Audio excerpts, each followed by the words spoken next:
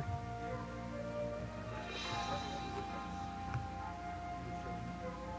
For our first script tonight, we'll be starting off with Rock, Sword, Firecracker by D.M. Larson, courtesy of freedrama.net. A group of friends are playing rock, scissors, paper at a local tournament. Rock, paper, scissors! Rock, paper, scissors! Oh, yeah! Oh, yeah. Unbeknownst to the boys, an old man wearing stereotypically Asian robes has entered the room. The boys continue to play until the old man interrupts them. Stop! They all freeze. Who are you? I am the master of the rock. The master holds out his fist. The boys look at each other and then laugh. Well, I got paper. Mel places his flat hand over the master's fist. The boys laugh. Suddenly, the master grabs Mel's hand and throws Mel on the table. He sticks a finger to Mel's throat. And I have sword. There's no sword in rock, paper, scissors. That is where you are mistaken. I am here to tell you the story of rock, sword, firecracker. I thought it was rock, paper, scissors. You are wrong. The ancient game has been dishonored by scissors and paper. It is a mockery of the true art of the challenge. Shall I tell you the story? Sure. If you wish to hear the story, you must say, "Yes, master." Yes, master. Say, "Pretty please." Pretty please. Pretty please with a cherry blossom on top. Come on. All right, I will tell you the story. The master pulls out a stereotypical Asian-looking scroll. He flings the scroll open with a flick of his wrist. Bringing it up to his face, he peers over the top of the void as he begins. It all began with the rock. You mean like the wrestler? No, the rock was a big, fat, lazy slope, but he was unmovable. He was a champion sumo wrestler because no one could move him. He won every match, and then he sent out a challenge to all the warriors that no one could defeat him. So samurai and ninja from all over Asia came to fight him, but not even a sword could pierce his rock-like skin. But then a magician from a distant land came with a mighty weapon, a firecracker. No one had seen such a huge firecracker before. The magician faced off against the rock. He lit the fuse and placed it at the rock's feet. The rock did not care. He did not think anything could defeat him. Suddenly, there was a huge explosion. There were screams and cries of pain, and when the smoke cleared, the rock had fallen. Everyone stood quietly and couldn't believe their eyes. A few began to cry. The magician's laugh broke the silence, and he pulled another, even bigger firecracker from his robes. The magician yelled, "I shall rid this land of the rock forever." He placed the firecracker next to the rock and lit it. But then a young one, who is a big fan and collected all of the rock's memorabilia, sprang into action. He snatched up a sword and swish, cut the fuse, saving the rock from destruction. Amazing! Great story. So I ask that you no longer dishonor the game with scissors and paper. Yes, master. We will, master. The master bows and suddenly disappears in a cloud of smoke. The boys turn to each other and shrug. Ready? Rock, Sword, firecracker! This is definitely more fun. Rock, sword, firecracker! The end. That was Rock, Sword, Firecracker by D.M. Larson, courtesy of freedrama.net. So guys, thanks again for listening tonight. If you're just tuning in now, this is Falcon Radio Theater. Real briefly, before we do any more plays, we thought we'd give you a little idea about why we're doing this and what we're planning on doing with the show and just kind of what the show's all about. So first off, the reason we started this was we've listened to radio shows for a long time now ourselves, and we've always enjoyed them a lot, and we've been doing a little bit of voice acting work, and we thought we'd try our hand at taking this talent and bringing it to the radio now. Not only that, we knew it was going to be a heck of a lot of fun, and we wanted to get our creative juices going and give ourselves a nice challenge to do, and radio slot seemed like the way to do it. Also, we were hoping, if you're a student here, to get some of you guys involved as well. What we're hoping to, and if you're just kind of new to the campus like myself, or if you've been here a little while but have been kind of thinking about maybe joining up with the radio in some way or another, we'd love to have you on. And also, at the flip side, it gives us a way to kind of get involved with the campus as well.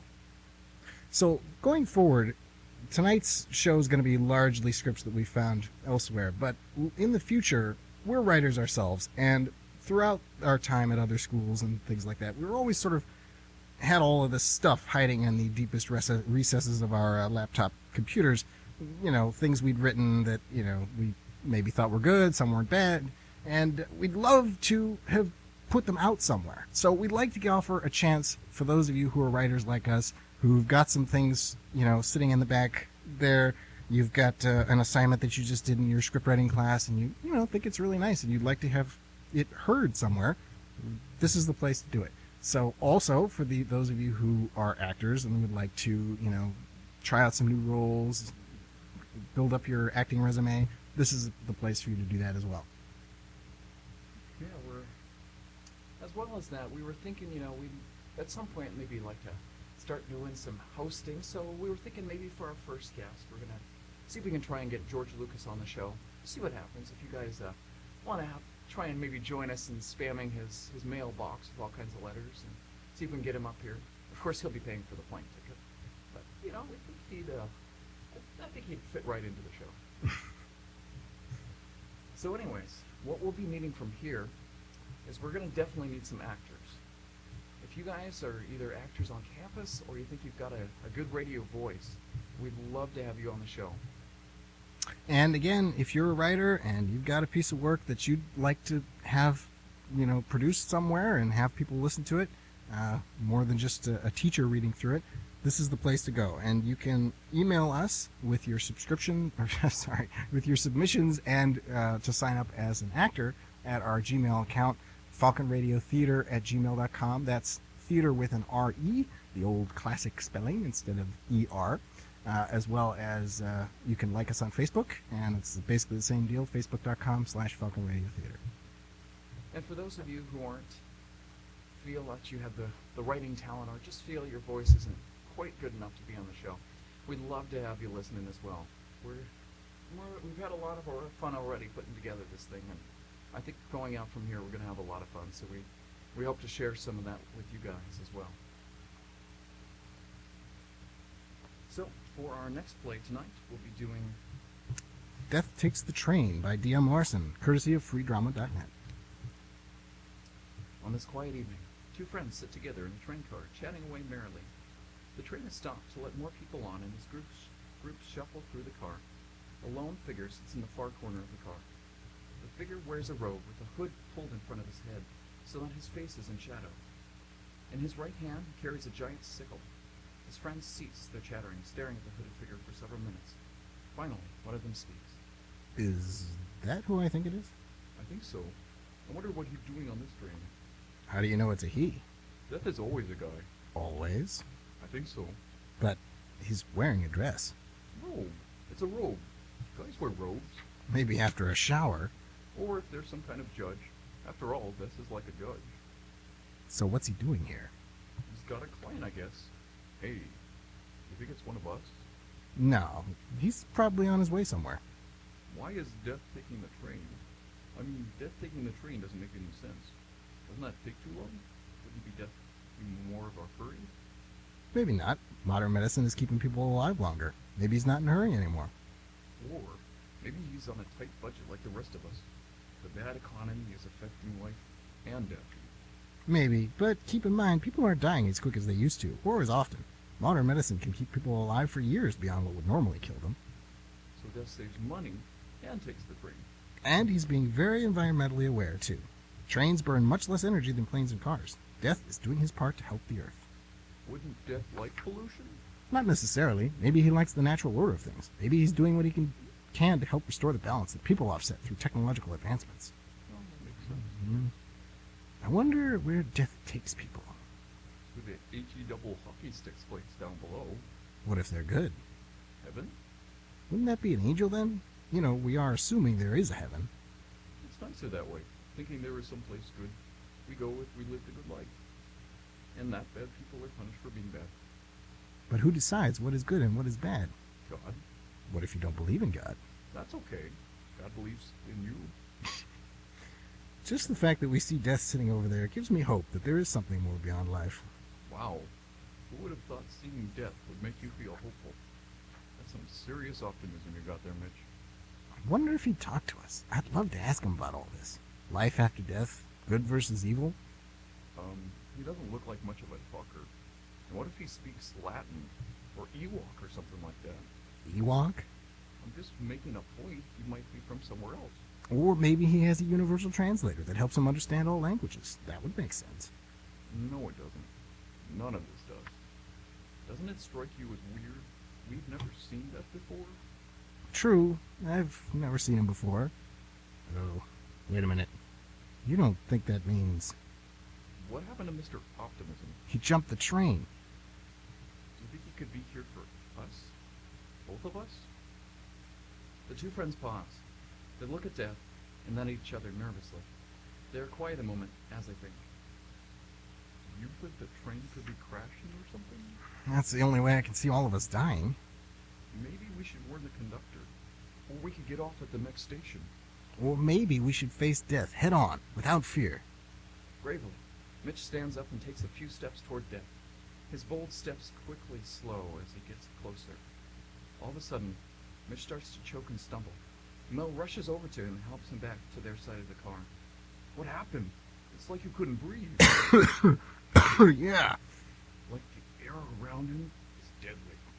Well, so much for talking to Death. Are you okay, Mitch? Remind me not to do that again. What did he do to you? Nothing directly, I think. It's like you said, like the air around him is just full of death. Maybe Death farted or something.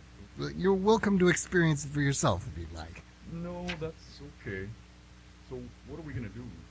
How far off is the next station? We could get off. Wait, what if we're already dead and death is the conductor? We could test that theory at the next station. Let's get ready to get off. You can get off, but I'm staying. I have somewhere to be and I can't be late. What if Death is here for you, though? Then you won't make it anyway. If he's not here for us, then we waste a lot of time by getting off. I think I'd rather gamble with being late than dead. Here's the next station. I'm going. Mel jumps out of the seat, but the train's sudden stop causes him to fall down. Wait until the train stops, Dumbo. I'm not dead, am I? Afraid not. Mel scrambles up and glances back at Mitch one last time. Come on, Mitch. Please? I can't miss my kid's birthday. I promised her. She's counting on me. Okay, Mitch. Take care of yourself. I will. Mel smiles back at Mitch before he, too, exits the train. Mitch turns his gaze towards Death. So, Death, what's it going to be? After a pause, Death gets up. He begins to walk towards Mitch. Mitch begins to shake and quiver as Death slowly draws nearer and nearer and nearer. And then, Death passes him by. He doesn't even turn back to look at Mitch as he walks off the train. Mitch leaps up and rushes to the window. His eyes grow wide and his lips tremble as his breath begins to cloud the train window. The end. That was a production of Death Takes the Train by D.M. Larson, courtesy of freedrama.net. The parts of the narrator and Mel were played by David Matsui, and Mitch was played by Walter Lutsch. And now, guys, we're gonna take a quick break here real quick, and we'll be back with you in just a second.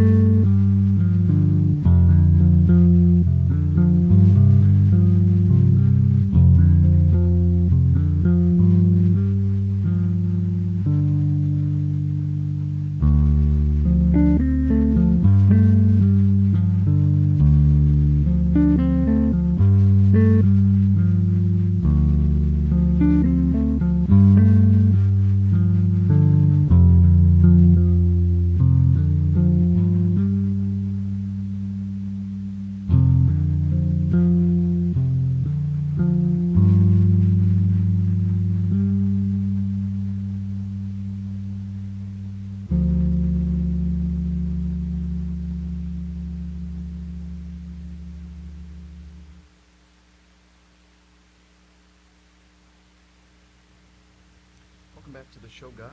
That was Isolated by Kevin McLeod. Thanks again, Kevin, for putting your stuff up online. For our next script tonight, we've got They're Called Tweets, President Mubarak, by Sam Post. Inside the private chambers of Egyptian President Hosni Mubarak, he works at his desk with paper and pencil. Enter the Chief of Staff. Scene 1. Mr. President, the people are revolting. You can say that again. No, sir, I mean they're actually revolting. What seems to be the problem? They want a middle class, sir. They've got one. It's disappeared, sir. Disappeared? You are in the middle class. I'm the only one, sir. We have basically two economic classes now, sir. The poor and the billionaires. Which one is revolting? The poor. Oh, that's good to hear. I've got enough problems without a bunch of unhappy billionaires on my back. I'm not so sure, sir. There are so many poor people. So where exactly is this revolt? In the streets. Then close the streets. We've tried that, sir. They keep moving to another street.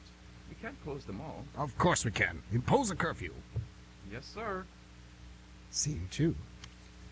The people are still revolting. I'm sure they are. The curfew isn't working, sir. Why not? They won't listen. It's impossible to enforce. Cut off the telephones. That'll stop them. They aren't calling each other, sir. They're using the internet. Excuse me? The internet, sir. Computers wired together. They can do that? Yes, sir. They also have wireless devices. And they text. Since when do the common poor use these internets? They use it quite a bit, sir. And they talk to each other on this? Yes, sir. Mostly with social networking sites. Why would the common peasant need this? Fun, mostly. They share things and tweet. For example, yesterday I posted some amazing pictures of my granddaughter's birthday party. In some ways, I think it makes for a richer online experience. Isn't that nice? They also use these sites to discuss politics and plan protests. Then this is the problem. What are the names of these so-called websites? Facebook, Twitter, YouTube. Shut this down immediately. I don't know if that's a good idea. If it resides inside my head, then by definition, it's a good idea. Would you like to have your head cut off? No, sir. Then ban these Facebooks and Twitters. Yes, sir. Scene 3. Mr. President, the people are really revolting now. Tell me about it. It's not a modifier, sir. It's a verb. Hundreds of thousands of them are in the streets now revolting. I'm afraid they might set this building on fire. Still that middle-class bull? The economic grievances have been building for some time, sir. But the more immediate problem now is Facebook and Twitter. I told you to shut those down. We did that, sir. It made the problem worse. If we turned it off, then why is it worse? The people want to tweet, sir. They want to update their Facebook status and connect with their friends. They're angry. Have the police arrest her. Arrest them. Not an option, sir. If it comes out of my mouth, then it's an option. The police are on their side. On their side? Yes, sir. But the police work for me. Police are people too, sir. The revolt is widespread. So the police are not following orders? No, sir. Then call out the military. I've never had any problem with them. That may tick the people off even more. Maybe so, but if we kill a few, the rest of the people will fall in line. Scene 4. The people are still revolting, sir. I am well aware of that. Have we killed a few? Yes, sir. And they're still up to no good. They're fighting back, sir. And they filled the streets and burning government buildings. Then perhaps we should kill some more. You may want to leave the country, sir. Leave the country? You think I need a vacation? No, sir. You may need to leave permanently, sir. You would look very different without a head. I'm sure I would, sir. But part of my job description is advising you. And you would risk your life by advising me to leave my own country. Only because it would save your life. Nonsense. Where would I go? South America is always a good option. And who would lead my people? They want to select a different leader. I don't understand. The people are ready for a change, sir. After 30 years, the best years of my life, and this is the thanks I get? That'll be all. You can leave now. They want a change in their government. You're talking gibberish. You may go. It's been a pleasure, Mr. President. I'm going to Paraguay. Paraguay? What's in Paraguay? Google it. What does that mean? Goodbye, sir. The end of play. That was They're Called Tweets, President Mubarak, by Sam Post. Thanks again, Sam, for that. For a final play of the evening, we have Wasabi Woes, written by our close personal friend, Shelley Ewell.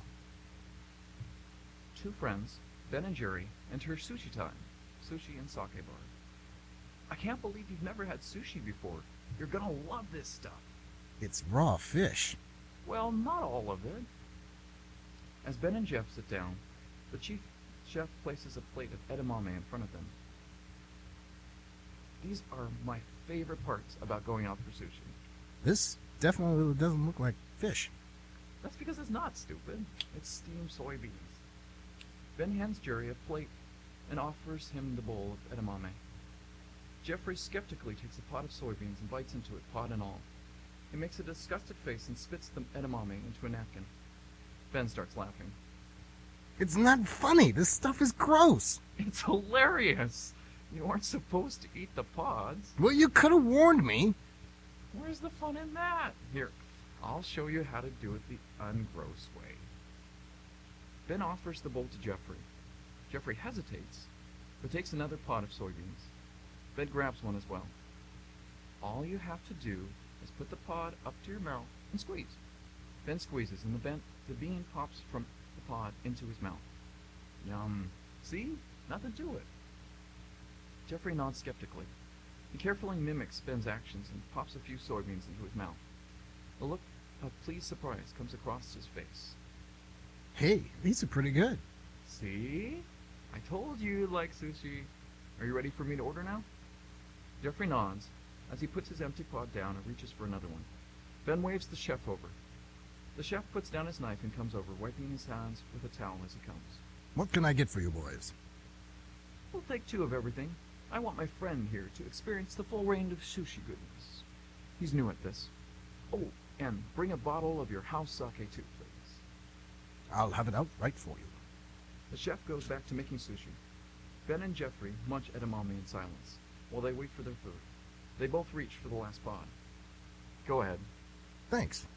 And thanks for taking me here. I'm liking it so far. The chef walks around the bar carrying an assortment of sushi in plates. Ah, here comes the really good stuff. Let me know if you boys need anything else. Thanks. Yeah, thanks. Ben pours sake into the 2 cups, while Jeffrey dubiously examines the tray of food in front of him. I think I changed my mind about liking this stuff. Come on, Jeffrey. You haven't even tried it yet. I think I'm okay with that. What is this stuff? Maybe I should make you try it before I tell you. There is no way in hell I'm putting any of that anywhere near my face until you tell me exactly what it is. Spoil sport. Ben picks up his chopsticks and starts pointing out things on his own plate. Alright, let's see. These ones are sashimi. That's the raw fish. Tuna, salmon, and I forget the other fish names. This one, the one that looks like the little orange bubbles, is smelt eggs. There's eel, and that one's sea urchin. Oh, and this one here's California roll. It's made of avocado, crab, and cucumber. Try the eel. That one's my favorite. I think I'd rather stick with the raw fish. All right. I think you'll like it, though. I'm not so sure. Jeffrey moves to pick up a sushi roll and then stops. How do I eat it? Oh, like this. It's easy. Ben deftly picks up a sushi roll with his chopsticks, dips it in sauce, bites into it, and sets the remaining part down in a small plate as he chews. Jeffrey repeats the movements with the sashimi roll, and a look of concern on his face the whole time. As he chews, his expression changes to one of surprise. Yum. Jeffrey finishes off the sashimi with another bite, then puts down his chopsticks and picks up his cup. To old friends, new experiences, and raw fish. And to cheesy toasts. Hear, hear. Ben and Jeffrey take a sip. Jeffrey sputters and jerks his hand, sloshing his glass and spilling sake. It's warm. It's supposed to be like that. And sloshing like that's a good way to waste good sake. I think I'll stick with a nice chilled white wine, thank you. Jeffrey sets his glass down as he studies his plate, trying to decide what to try next.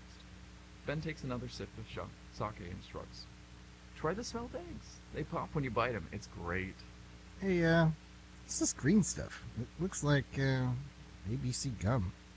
Oh, that's wasabi.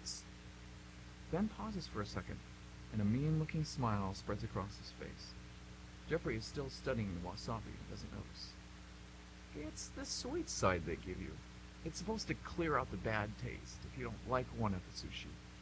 It tastes kind of like that marzipan stuff you like. It's best if you take a big bite all at once, though. You sure no one's chewed it already? Yeah, it's fine. Try some.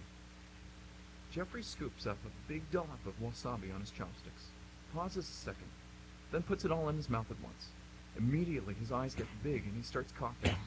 Ben bursts out laughing, slapping the table. Chef comes running out. When he sees Jeffrey, he quickly pours a glass of water and hands it to Jeffrey, who takes it and quickly drains it. Chef hovers around, concerned, while Jeffrey slowly recovers. Ben is still laughing hard. You think that was funny? Ben, laughing too hard to answer, just nods. You are such a jerk, Ben! I don't know why I keep putting up with you! You should have seen the look on your face, man. I mean, you were all like...